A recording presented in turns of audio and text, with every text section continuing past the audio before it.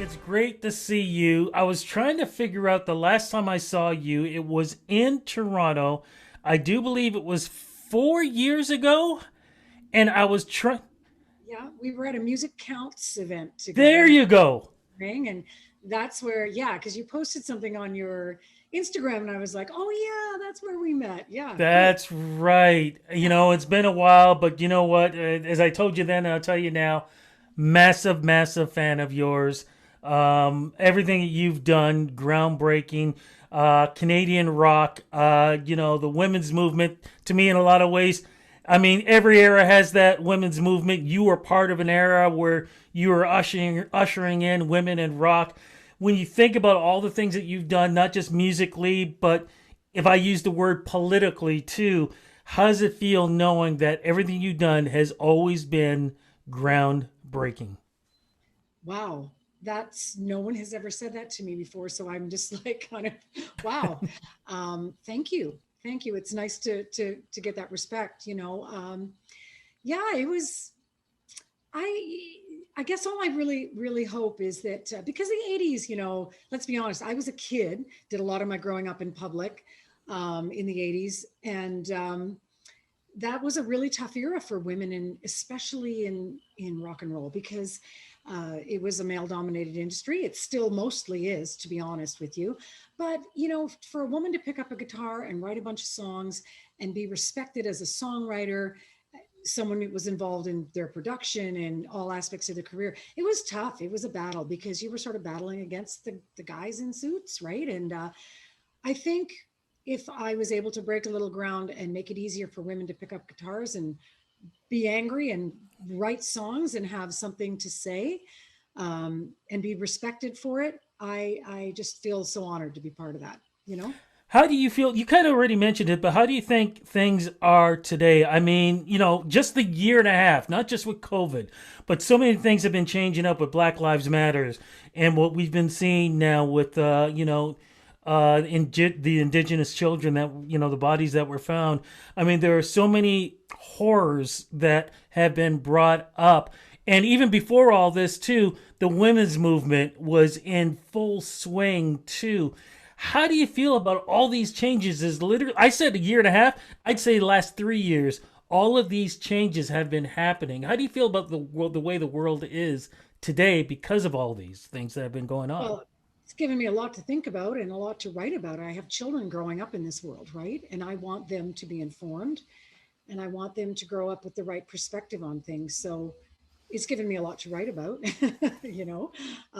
songwriting wise. But I really that whole movement with the Harvey Weinstein in the film industry.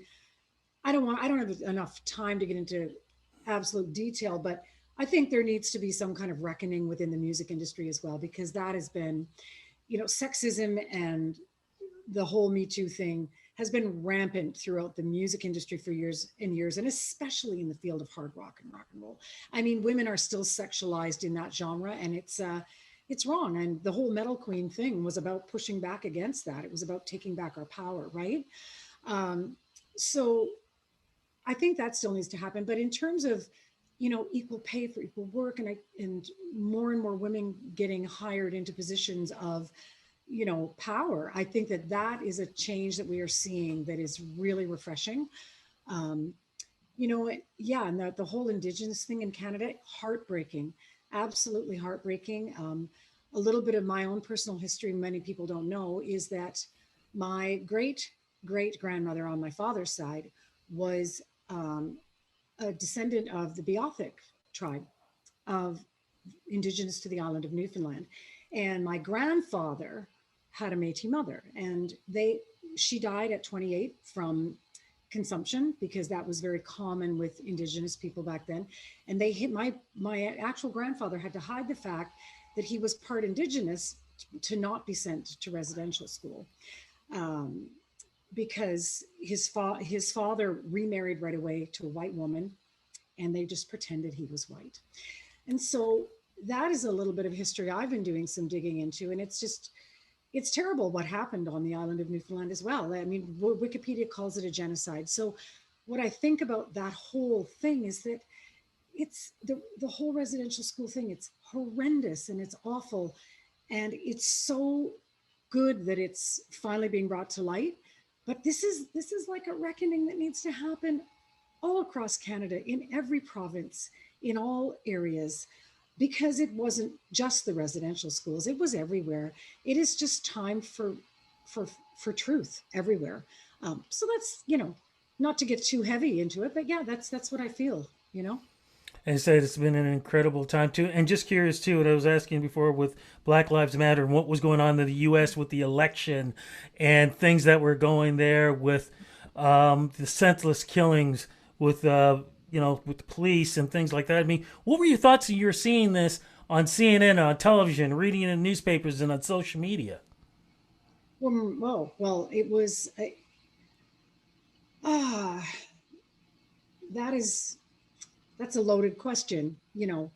Um, Heartbreaking. So to see our American neighbors being, almost incited by their own leader at that time to be rallying against each other, it was heartbreaking, because there's so many things I love about America, but that type of divisiveness certainly isn't one of them.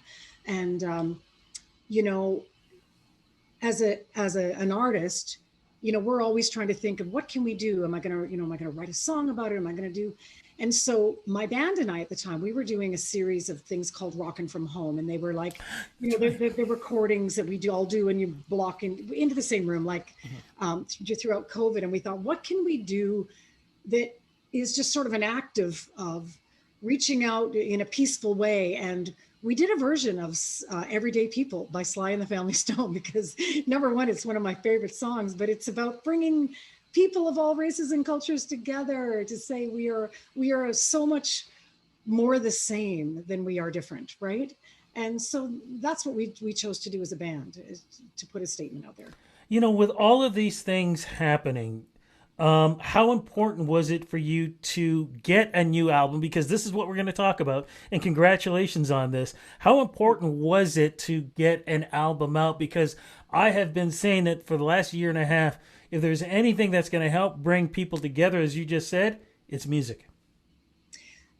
100%. So yes, it was very important to me to get this album out. I know it comes at the tail end of COVID, but just an interesting aside, one of the things that we also did as a band, my guitar player Sean called me up in September of last year when we were all in like full on lockdown. He's like, let's make a Christmas record. I'm like, what? And he's like, yeah, like, let's just like, cause I had already finished Radio On, and it wasn't mixed yet. But so this was like a crazy idea. Like, we had like, what could we do to lift our own spirits, and to lift the spirits of our fans and those that love us, right? And I'm like, yeah, man, let's just do it. Cause this had been our dressing room talk over and over again. We'd always sit around and, have a glass of wine after our show, celebrating. We go, let's do a Christmas album one day. And then we would just never get around to it. And I'm like, yeah, man, let's just do it. So that weekend, we realized we've got like 6 weeks to pull this together to get it out for Christmas time in time. But we did it, we did a bunch of really, a couple of standards, but a bunch of really interesting covers. And we put out this independent Christmas album last year, which will be released globally again this year on my label, Metalville out of Germany. So that was one of the things that we did and you know what? I got to tell you, like, our fans loved it.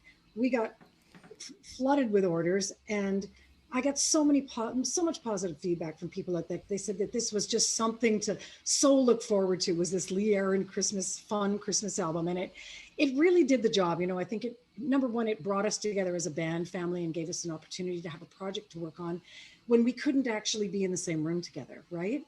And it really lifted the spirits of our fans. And again, it was important for Radio On for me to get this album out in time as well. So we went into the studio with Mike Fraser in November of last year, mixed it, and got it out, because this is a summer that needs, you need something to latch on to, because we can still like barely go camping, right? Yeah. No, and sorry to interrupt, but I'm just curious, how did you record this? Because We have had so many opening shutdowns, opening shutdowns. You only allowed two people here. You only allowed one person here. Okay, you can have a full group of people here. How did you get a full album recorded during COVID? Well, so this is the interesting thing. We had written most of the songs for Radio On, and we were scheduled to go into the studio here in Vancouver in the middle of March 2020. And so we had gotten back from doing some shows. We got into and it was like the week that things just went exploded with COVID. It was like on the news, like every half an hour updates. And so it was a pretty crazy week. Um, Tensions were rising. The studio was going to go into lockdown after we finished our sessions. All of a sudden, the guys, dudes, like the engineers are like all masked up, and they're like sanitize, and you can be in the control room, but you have to stay over there and wash your hands. And so it was a little crazy. My guitarist had to fly home early because there were so many unknowns. His family didn't even know if he was going to be able to get on a plane. But I mean, in a weird way, that kind of panicky energy, there was a lot of excitement in the studio as well. So we managed to get our bed tracks done, all in the same room, all recorded together. And I would like to think that that energy translated onto the album. And Oh then yeah. it just gave us an excuse to upgrade our home studios. We were like, okay, let's all get, Logic Pro X, and let's get these Universal Audio interfaces. And so we all upgraded our home studios so that they would be world class in a box, basically, you know. And we basically just communicated by phone, it was an interesting process, because my guitarist, of course, had to do all his solos from home, and he would like FaceTime me, and he would play what he was back on the computer screen, what he had just played, and I'd give him feedback. I go, man, I love that section, but it's too widdly over here or whatever. Like, and then we just got this like process going, and we managed to do it. And thankfully, by the time it was time to lay down background vocals, my bass player was allowed to come over, like one person, and sing around a mic with me. So, yeah. So yeah, Okay. it was cool. It was We've fun. been teasing it, so let's get to it. What is the new album called, and how does it represent you in this point in your career? The album is called Radio On. And what we were hoping to capture with all of that, not only that title and that song and the whole vibe of the album, was just harkening back to the days when disc jockeys ruled the airwaves, AOR radio. There was some choice in what they could play, and just that whole sort of, how do I explain it? It's sort of like a reminiscent of that AOR rock era, but with modern production. So it's a modern vintage rock record, if that makes, and a lot of more mature themes that I think reflect sort of where I'm at in my life, but a whole lot of fun too. I want to talk about the two lead tracks. Come on, love the video. I don't want to give too much away, but you have an old school tape deck going on this. I was just like, yeah, that's what I need to see. What was it? What's the song about? And what was it like recording that video too? Yeah, you got to get some boombox action, baby. Yeah. Well, the process for the video, now you're going to find this really interesting, because we weren't allowed to be in the same room at that Right. time. So we had some discussions with our video guru, Frank Briner, wonderful talent. And he's almost like part of our creative team, because he's done so much video work for us, and he mixed the Christmas record into the artwork. He's a multi-talented guy. And he's like, guys, if you can just like film yourself against a white background. And then he gave us a shot list, like, for full length shots, and his thing was, the highest quality you can get with your iPhone, believe it or not. I luckily have an iPhone 12, which shoots in 4K, 60 frames a second. And basically all the videos for this album were shot on an iPhone for most of us. And then we sent that footage to Frank, and Frank is like the master, and he put it together. So he made us all appear like we're all playing in a room together with a white background and monitors and smoke. And I don't know how he did it, but it looks fantastic. And it was just, we went for the concept of costume changes. He said, look, that's something we can do during COVID. People love costume changes. There's always that scene in the the romantic film where they go shopping and the Yeah. guy does the costume changes, the girl does the costume changes. So we went for that to break it up, and yeah, it's basically a modern mature love song about having a second chance at falling in love, and how nerve wracking that can be, but and exciting whether you're 20 or whether you're 50, right? You have to send that to Apple because there was no way in hell I would never have known that this was off of a phone. That's amazing. The other thing I want to get into, 21, and the reason why I want to say that is because, again, this is old school. Albums back in the day, as you know, would always have that power, ballad track and things like that. You don't have that really anymore. It was like 80s, 90s, and then it kind of died out. Important to have this on the album because I think it's like, yeah, what the hell ever happened to a romance in those kind of songs? Well, you know, I'm realistic in that I know my fans are between 40 and 60. They are still like to buy physical product, and they still, you know, I, I I've always had a ballad on my album. It's a Lee Herring thing. And so I had sat down and I'd written that song on piano, and when the guys in the band heard it, they're like, "Yeah, man, this has to go on the record." And when I was sort of, that song is very nostalgic. It's sort of a love letter to my fans. It's a song about all of us growing up together, and I can't believe they're ringing my doorbell right now. These are my contractors outside. So I, I love it. Oh my goodness. For folks who watch this whole interview, of course, on Rudy Blair Entertainment Media, rudyblairmedia.com, we were talking before this interview started because there's a lot of stuff going on outside with contractors and stuff like that. And we actually talked about the fact that who knows what's going to happen. And sure enough, like you said, you got the doorbell ringing. Oh my God. Well, this is the life of living through COVID, but it's an amazing song. I'm so glad you thank you. put this on the album. But here's the thing that the rest of us want to know.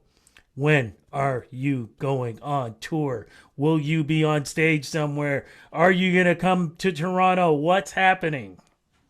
Yeah. So that remains to be, well, not that it remains to be seen. We will eventually get on tour. Right now, it's funny, I was talking to my booking agent a couple of days ago, and right now it is a situation where it's very slowly starting to open up Canadian bands in Canada. The bands that are starting to work a little more regularly would probably play smaller venues than I would play, because you can't get a huge group together right now. So I know that I have a couple of shows booked. I'm flying to Newfoundland next month, believe it or not. Because they're opened up. They've got a lot of venues opened up over there. Yes, so I'm going to be go there. My actual real first show is in Calgary. Again, it's a go at this point, depending on that something doesn't go crazy with a variant or something, and we end up in a situation like India, Yeah. right? So right now, I'm playing my first real big show at the Chrome Room in Calgary in October, and there, provided we continue the trajectory continues to go in the right direction, you will start seeing more and more Lee Aaron shows. But I think it's not going to be a situation of tour. I think it's going to be like pockets of shows in places where it's safe as they open up with Canadian bands in Canada. And then all of my international shows have been pushed into 2022. You know, Fan- I don't know if I'm Fantastic. feeling safe about getting on a plane to go overseas quite yet. No, I completely understand that. I was actually talking to somebody earlier. I was doing a show, and one of the things I said, it's great seeing things opening up here in Toronto, but I'm not completely ready to be in a crowd or anywhere. So it's going to be a slow process, but we're just glad, though, that things are opening up and you're going to be able to do some things. One of the things that you're going to be doing as we speak in the next, 2 days, because it's something you and I both share, July 21st. Is it your birthday? And yours, both of us. You're the Born. third person I know then. The only other people Ernest Hemingway and Robin Williams. Exactly. So I get to say, as we speak, an early happy birthday to you. Oh, thank you. Thank And you. I'm like, yeah, I'm like, it's still, my kids still think I'm 39. any plans for yourself on your birthday? Uh, this is what I've asked to do with Mhm. my, I have young teens and a family. And one of the things I got for my birthday is I got a brand new Skookum beautiful cruising bike. So I've Nice. asked to go for a family bike ride with my family. And then I told them that I would like them to take me out. There's a beautiful Greek restaurant on the beach here where I live. And we've really not done hardly gone to restaurants. And it'll be, I think, our second restaurant trip since it started to open up here. I just want to eat some like saganaki and Greek salad. Oh my goodness. You see, I'm not actually going to celebrate mine on the 21st. I'm going to wait for the weekend. I'm actually going to Okay, go to Greek Town. I'm thinking Greek Town there to you do. go. It's got to be a Cancer July 21st kind of thing. I don't know. But again, happy birthday. Oh, thank you. And again, congratulations on not just with the new album, but like I said, being that trendsetter, being that breakthrough. It doesn't matter where you are and what you're doing. Like I said, everything you do is groundbreaking, and it's amazing that you still have that drive to change the way the industry sounds and feels, and at the same time reminding us back in the day it was still a lot of fun, and you put it through your music. Thank you so much for this interview, Thank you. and like I said, thank you for everything that you've done. An absolute pleasure, Rudy. And I hopefully we'll talk again in the future. It was great talking to you. Yes, you asked great questions. Thank you so much.